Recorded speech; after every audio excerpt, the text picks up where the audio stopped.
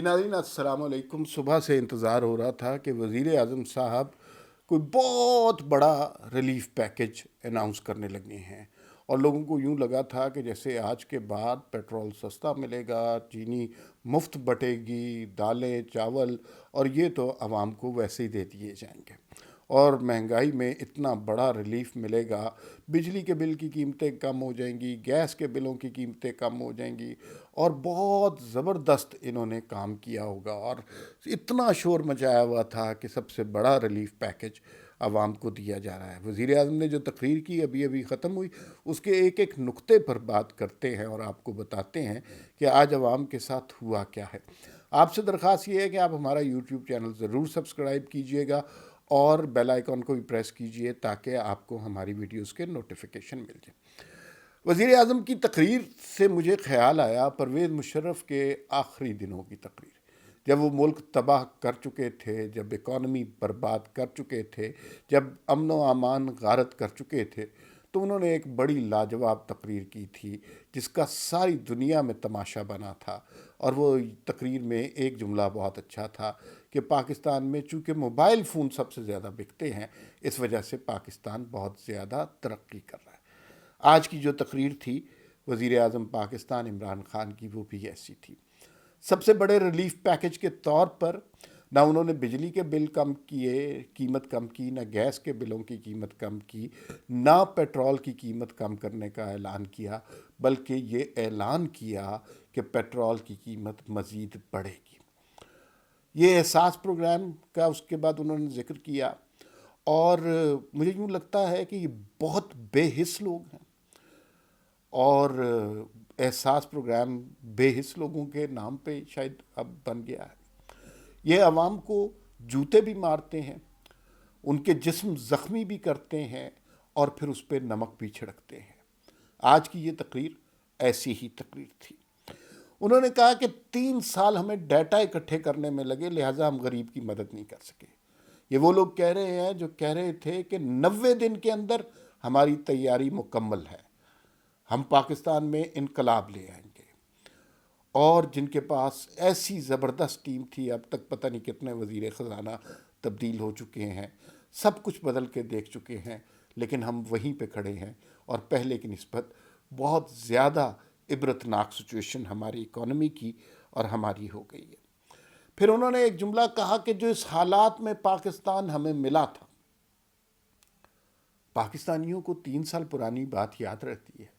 یہاں 100 روپے سے کم پیٹرول تھا، 100 روپے سے کم ڈالر تھا، چینی 60-65 روپے ملتی تھی، اور یہ سب کچھ کیسے حالات ملے تھے؟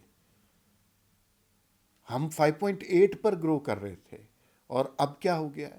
تو یہ بہت بڑا جھوٹ کا پلندہ تھا. ہمیں حالات بہت خراب ملے. حالات آپ کو ٹھیک ملے تھے، آپ نے حالات برباد کیے ہیں. پھر انہوں نے کہا جی کہ کرونا پہ مدعا ڈال دیں. کرونا پہ نہ کرونا سے پہلے کی کارکردگی دیکھنی ہے، نہ بعد کی کارکردگی دیکھنی ہے.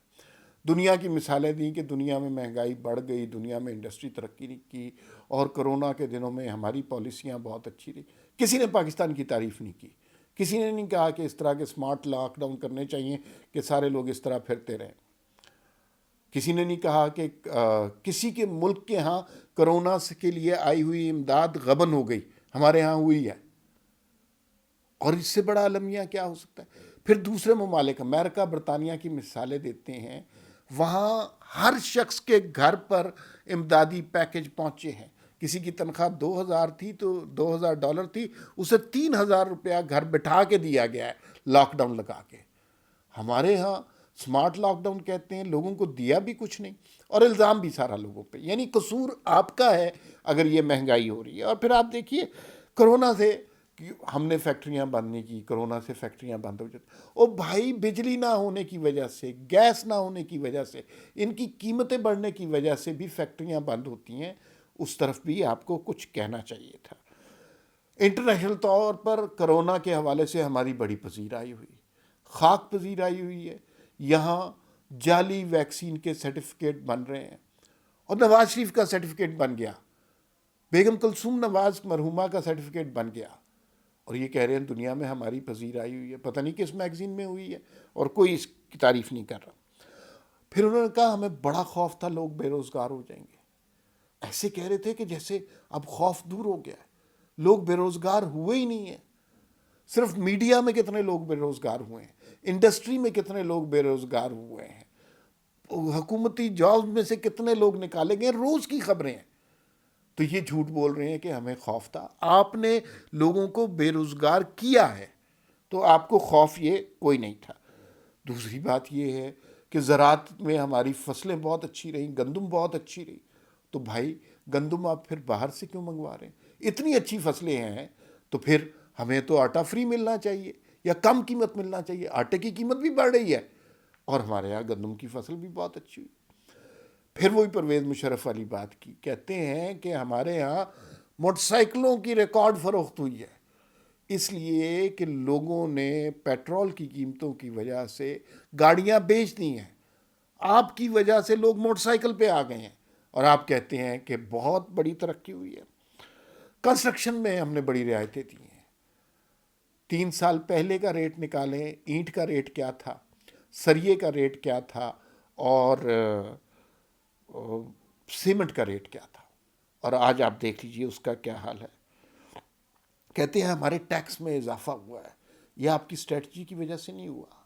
آپ نے انڈائریکٹ ٹیکسز ہر چیز پہ لگا دیے. کون سی چیز ہے؟ پیٹرول کے اوپر ٹیکس لگا ہوا ہے, چینی کے اوپر ٹیکس لگا ہوا ہے, بجلی کے بل پہ ٹیکس لگا ہوا ہے, گیس کے بل پہ ٹیکس لگا ہوا ہے. یہ تو فورس ٹیکسز ہیں. تو آپ کے تو ٹیکسز بڑھ نہیں تھے, آپ اور بھی بڑھا سکتے ہیں. کہتے ہیں اتنا جھوٹ بولتے ہیں کہ پاکستان میں مہنگائی میں اضافہ نہیں ہوئی. ابھی رپورٹ آئی ہے پچھلے دنوں, پاکستان مہنگائی میں اضافے میں دنیا کا 4تھا ملک بن گیا. کہتے نہیں پاکستان میں مہنگائی میں اضافہ نہیں ہوا.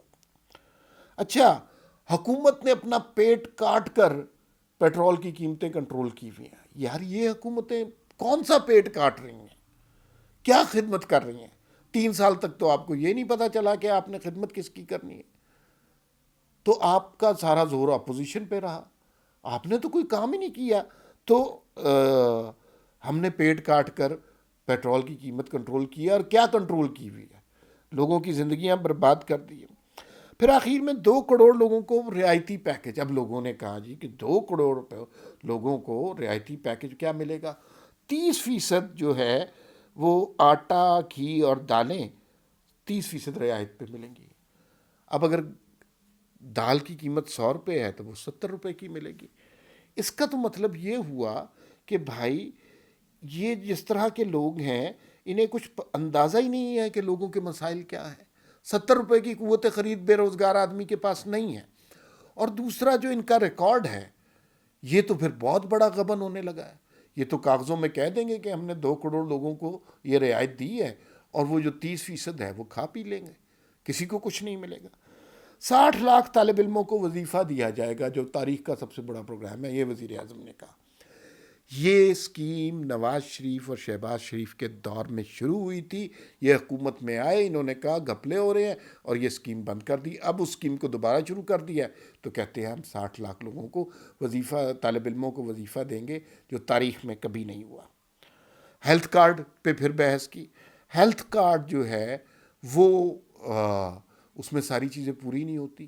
KPK میں سارے لوگوں کو سارے لوگوں کو ہیلتھ کارڈ ملا ہی نہیں ہے. اور ہیلتھ جو ہے یہ ایک نیا فراڈ کریٹ کیا ہے. آخر میں وزیر اعظم نے سیکنڈ لاسٹ 2 باتیں میں آپ کو بتاؤں. سیکنڈ لاسٹ بات انہوں نے یہ کی کہ یہ رعایتیں یہ نہ سمجھیں کہ دال, آٹا وغیرہ سستا ہو گیا. یہ اب آپ دیکھیں کہ یہ مارچ تک ہے. اس کا مطلب ہے کہ مارچ تک پولیٹیکلی انہیں چیزیں تبدیل ہونے کا اندیشہ ہے. مارچ کے بعد شاید الیکشن اناؤنس ہو جائے. اور آخر میں نے سوچا کہ آج مہنگائی کرنے پر عوام سے معافی مانگیں گے, مگر آخر میں پھر وہی بات کی. وہ جو 2 خاندان ہیں وہ اگر اپنے پیسے واپس لے آئیں تو پاکستان کا سارا قرضہ معاف ہو سکتا ہے اور چیزیں سستی ہو سکتی ہیں. بھائی اپنی بہن علیمہ باجی کے اثاثے بھی لے آؤ, فیصل واڈا کے اثاثے بھی لے آؤ, عاصم سلیم باجوہ کے اثاثے بھی لے آؤ, پرویز مشرف کے اثاثے بھی لے آؤ, تو پھر پاکستان میں چیزیں سستی ہو سکتی ہیں. یہ آپ جس طرح کی باتیں کر رہے ہیں یہ باتیں درست نہیں ہیں، یہ لوگوں کے زخموں پر نمک چھڑکنے والی بات ہے۔ اور مجھے یہ واضح طور پر اب لگ رہا ہے کہ جس طرح کی لڑکھڑاتی ہوئی تقریر آج کی کہ یہ حکومت اب جا رہی ہے، کیونکہ 2 کروڑ لوگوں کو انہوں نے کہا کہ دالیں آٹا سستا ملے گا، اب وہ دکان پر جائیں گے اور دکان والے کا یا سر پھاڑیں گے یا اپنا سر پڑوا کے آ جائیں گے۔ یہ تاریخ کا سب سے بڑا ریلیف پیکج دیا ہے۔ یہ بیسکلی لوگوں کی غربت پر، افلاس پر اور بے بسی پر کہے لگائے گئے ہیں، بے حس لوگوں کا احساس پروگرام دیا گیا ہے۔